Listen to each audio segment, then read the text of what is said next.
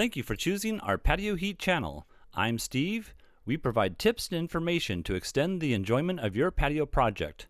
Our videos give you a knowledgeable overview prior to investing in your outdoor heating equipment. Whether you are a professional or owner-builder, we provide specific details for optimum heat coverage for your application. Post a comment or question, or for developed visual designs, send your request into designs@patioheat.com.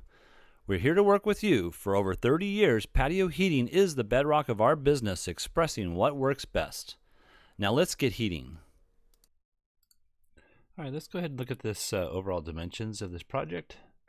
All right, so what I have here is 37 feet from this edge here to the outer edge over here, and then 14'8" from the interior wall here to the outer edge over here. And then I have a height of about 10'3" off the finished floor. There are going to be some fans up here, as well as some recessed lighting, as well as possibly some speakers, but they are going to work around that with the lighting around the heaters, that is, as well as possibly what type of fans to use, things of that nature. Let's go ahead and turn off the dimensions and look at what we could do. So we have seating area here for dining, and then we have casual seating over here. And let's go ahead and look at what heaters I would place in there. So my option would be for the flush mount 6,000 watt units.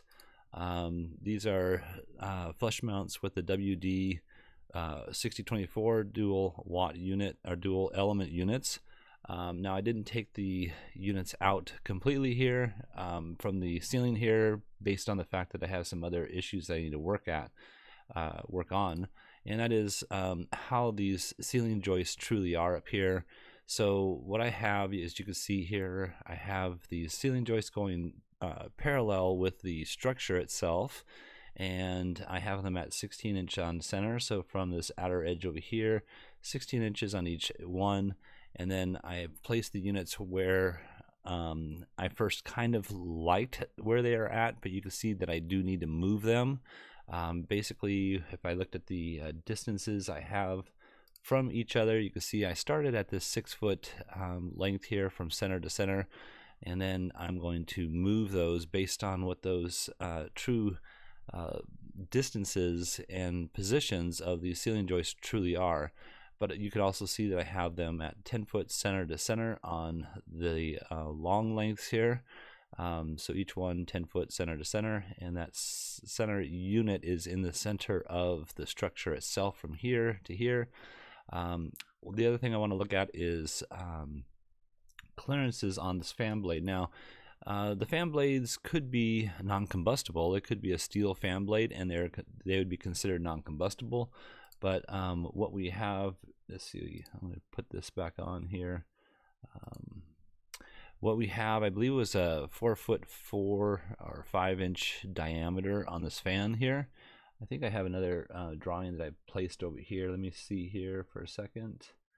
And here we go. Yeah, what I wanted you to kind of see though is the I have 4'6" inch diameter, but what I wanted you to see is, the distance I have right now, that 6 foot distance, which I don't personally like the best, from here to here.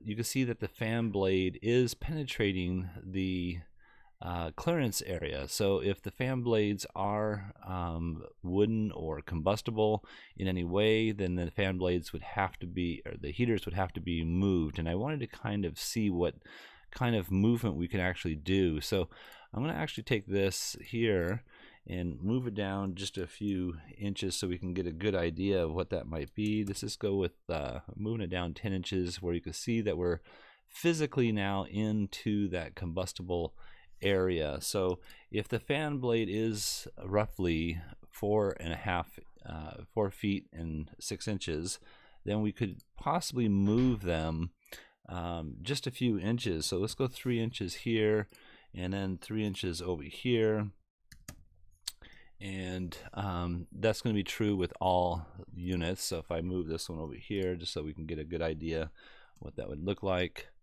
move this one over 3 inches. Now you can see with this diameter of a fan blade, we're doing very well as far as the clearances are concerned.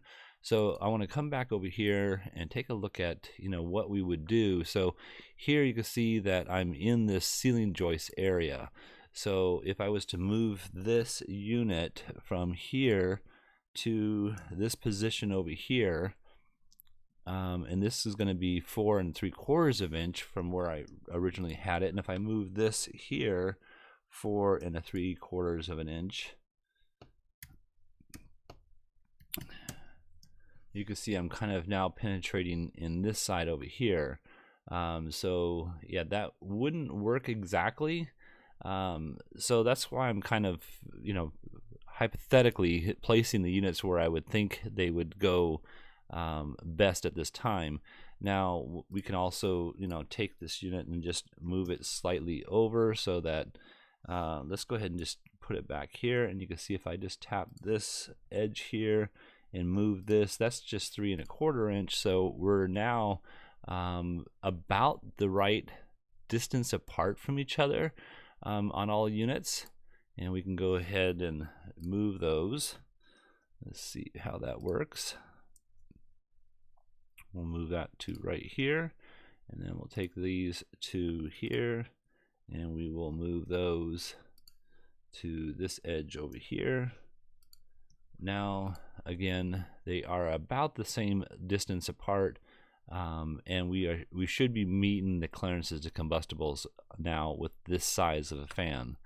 Now for the remainder part of this, let's go ahead and turn these off right now, and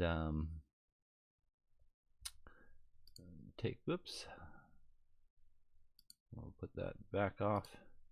Now we'll go ahead and take a look at what the footprint of heat would be. And at that 10-foot center to center, we're getting a good overlapping of about 1.5 feet, maybe 2 feet of overlapping. I kind of like that, but we still could move everything slightly to the left here and slightly to the right here. So let's go ahead and do that. So what I'll do is I'll go ahead and just move both of these. Oops.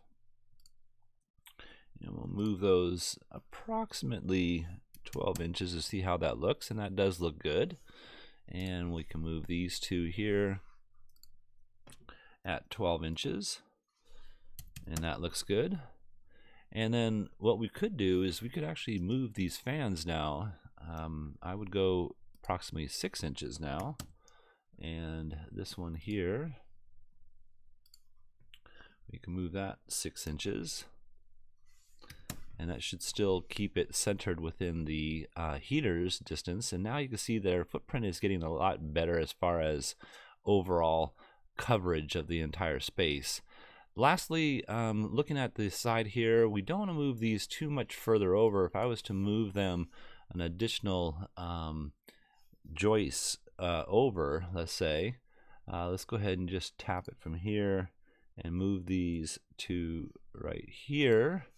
We're just about in that clearance area. We're still meeting it based on the distances that I have, but these aren't 100% accurate.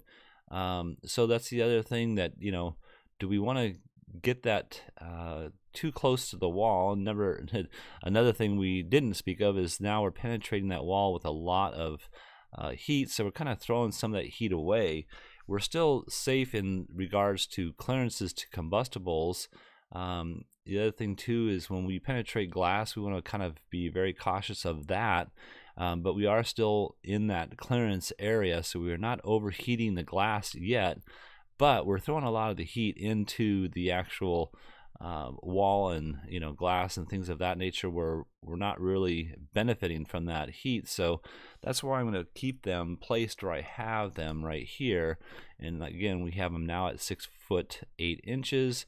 And the only thing I would do is I would probably, go an additional distance away from that edge, which gives us that 8-foot center to center and a nice overlapping center point here, and we're not wasting, you might be sitting out further than what I'm showing in my sitting positions here, but this would be the best layout here. And just so you have an idea of where I have them, and I'm very specific about that, in the fact that we don't know where the ceiling joists are again, for specific reasons, but let's go ahead and see what the distance is here from the edge of the wall that I have. So I have that at 3.3 feet to the center point, and then now we have this at 8 foot, and we have them at 11-foot center to center on each unit, this unit being centered. I think this would be the best layout for the heater equipment itself. However, these are off-centered now, so I'd probably want to keep those for a visual aspect here, back close to what I had originally, which is at 6'8". But again, it just really depends on where these ceiling joists truly are. And yeah, this would be one of my preferred applications right here, I should say my preferred placement of these particular units, and these are the units I would place in this application. So all right, well, I hope this has helped. If you're looking for some assistance with your outdoor heating application and you would like us to review your plans, send your information into designs@patioheat.com. I'm Steve, and please, if you would, tap the like button. It really helps our channel out, and it helps others find our channel so that we can assist them in getting more help on their design as well. Thank you very much. Have an excellent day.